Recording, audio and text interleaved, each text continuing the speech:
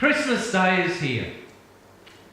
Things are in their place, aren't they? We've set up the nativity set and reminded ourselves of the players that many of us will be so familiar with. Mary and Joseph, the shepherds, the animals, the kings, and of course, Jesus. Jesus, today we celebrate being alive and in our world. This is a chance for the ministers around Australia and around the world to come up with something profound, say something deep and meaningful to you, that you might go away enlivened, that you might go away wiser and encouraged to follow in faith, to be people of compassion and to be people of love. And yet I have to confess to you today that no matter how hard I have tried, I don't think I am able to be profound. I will leave it to perhaps others to say wiser things. Last night I was viewing television and they had the Archbishop of Sydney on. He said his words. The Pope has said his words. The Queen will say her words today, hopefully as long as she is well. We've had Christmas messages from our political leaders that wish us all a wonderful time. And so it is that I come to you, but with nothing to say perhaps, other than to look at this story. Because I like stories. Are there others of you around who like stories? I love a good story. I can become engrossed in a good story. In fact, I can become so engrossed, there are some characters in stories that I will read a whole number of stories in which they appear. I have my favourite detective novels, and I read one after another because I am starting to find some simpatico, some companionship with the character in the book and the characters around the book. And I've become familiar with them. And so it is, as I come to this story today, perhaps the greatest story of all. It is said in the Gospel of Luke about the narrative of the Nativity. It's also in the Gospel of Matthew. Sorry if you get to Mark, you're not going to find it in Mark. But in John, John simply puts it as we have read today.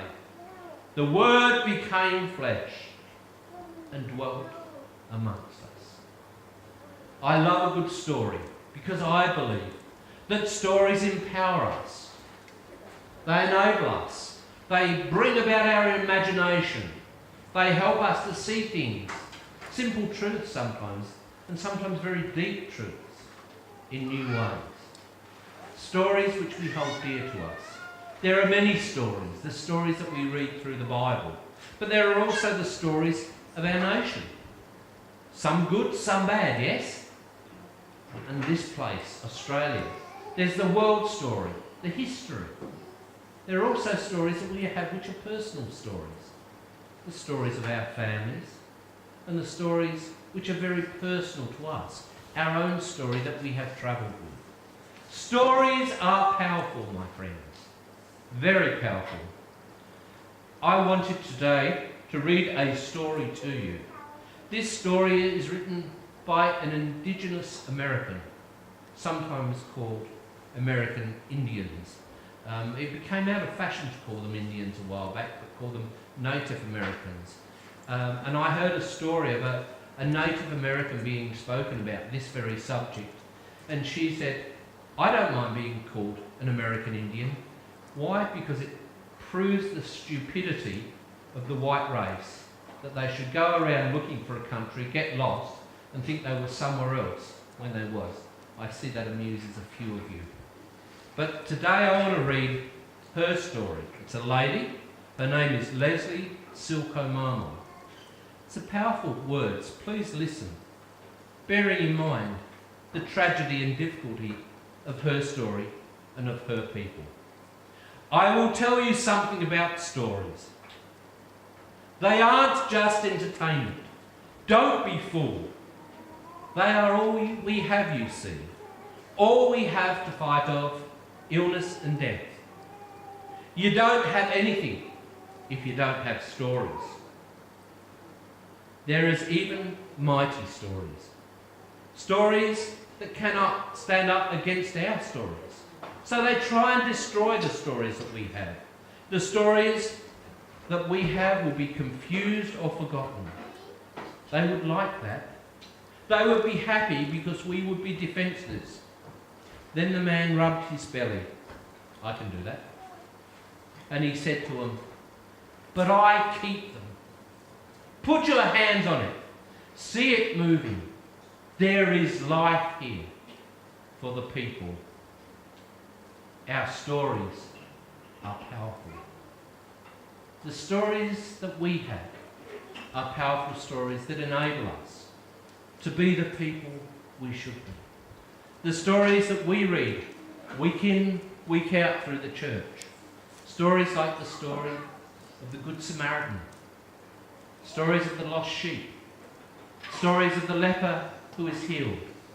The woman who is brought back into the faith through Jesus. Stories that can provoke our imagination, cause us to think differently of how we treat our fellow humans. Do we need stories in such a technical age where so much is around us vying for our attention? Of course we need stories. This week, as I listened to the news and I heard about the truck situation in Berlin and heard that, I realised that not all stories are equal.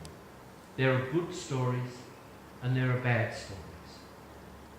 Then I heard about what happened in our own country where they were able to thwart terrorists. And I started to think, where is the humanity in our society today? Have we lost the sense of truly being human, truly serving one another, loving one another, and caring for one another?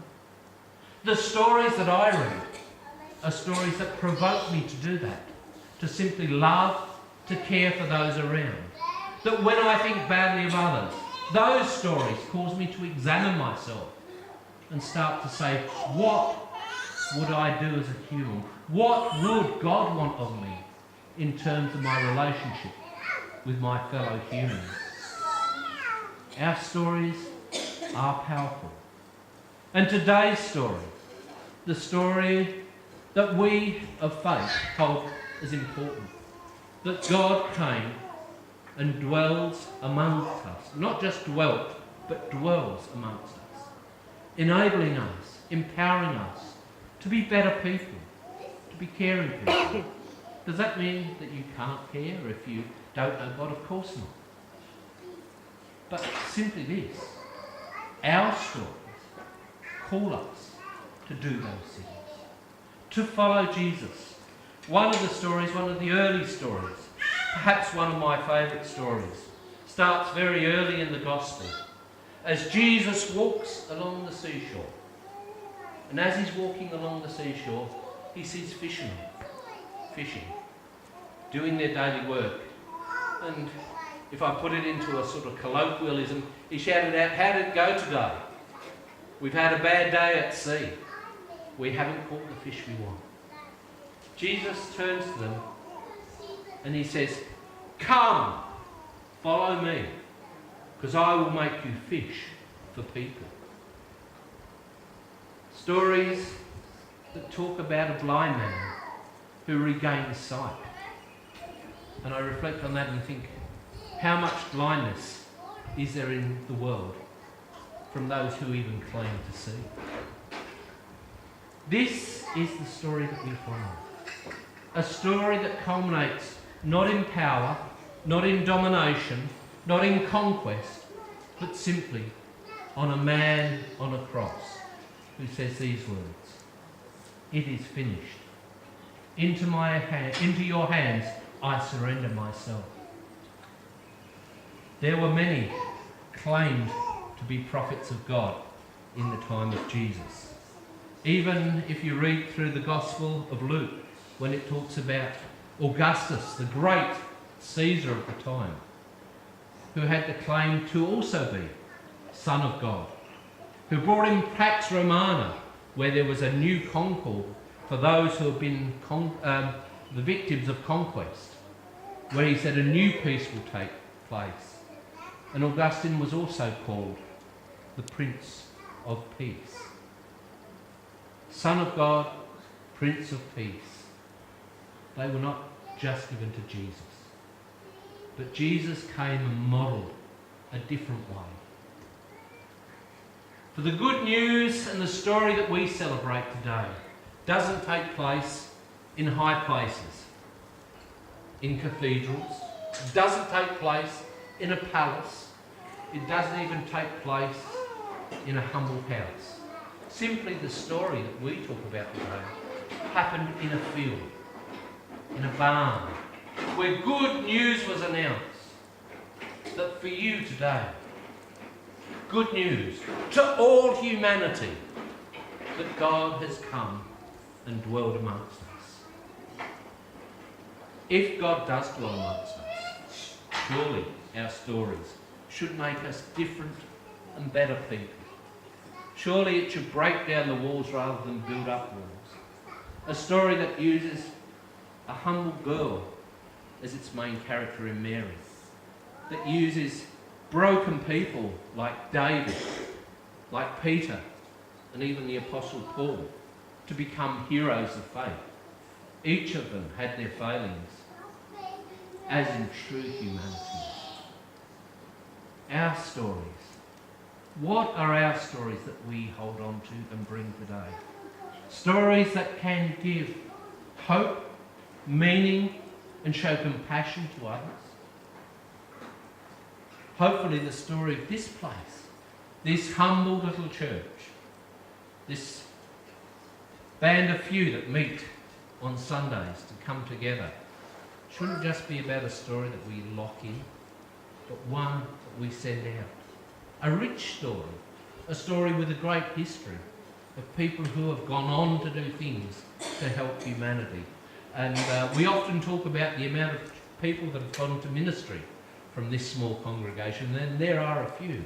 But how many of us have gone on to do good and great things? Through the God that walks with us, the God of compassion, we can do great things on this Christmas day. And so it is that I come to conclude, because I know most of you are thinking about being with family and Christmas dinners, and so maybe my profound words which have escaped me would have fallen on deaf ears any rate, I don't know. But I do want to encourage us to treasure our stories and to treasure the story of faith that we have, that enables us to go forward into each day, into the new year, and into different times. It is a story that, even in the light of struggle and in the darkness of pain, can uphold us. It is a story, as in the Nativity, which is a story of blood and mess and all of those things taking place under an oppressive regime, but a story that is good news to all people, to the poor, to the marginalised, to the refugee, to the asylum seeker, to the rich person, to the minister, to the politician, to all people. This story is a story of good news. Our stories have the power to heal, to bring hope, and to bring compassion to all that we meet. This Christmas, may we go out in that sense of belief. To conclude, I'm going to ask Dee if you would show us the second of our videos.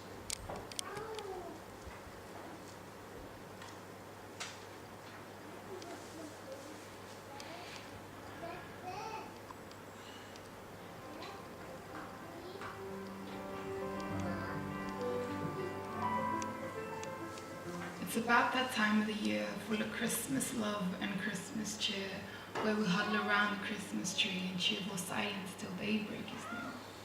But we must learn to remember that on this month of December, when our Christ Lord was born, he not only brought joy into the world, but a hope of a different kind, so that every boy or girl would one day wake up with a grin or a smile. That hope he gave us was more than just a sign of love. It was a promise that we no longer have nothing to fear, and what awaits us in his kingdom above brings more joy and enlightenment than anything we've ever held dear. So just as he has brought joy and hope into your life, do unto others as he has done unto you, and rid each other of strife. For if hope had a name, it would be theirs, it would be yours, and it would be mine. For we no longer live for ourselves, we live for two, we live for three, and sometimes even 9. So when we hope, let's hope for the children of the Nile, whose mothers and fathers will no longer see them walk down the aisle. And if not for them, then let's hope for the women of the East who struggle day and night to prepare a feast. And if not for them, then the men of the West who are forced to carry their burdens upon their chest. But I must confess, their hopes for a better tomorrow are just silent prayers full of grief and sorrow, only heard and understood by the yearning soul. So let's ensure that our prayers are nothing less, so no mothers no longer hold their heads in sorrow.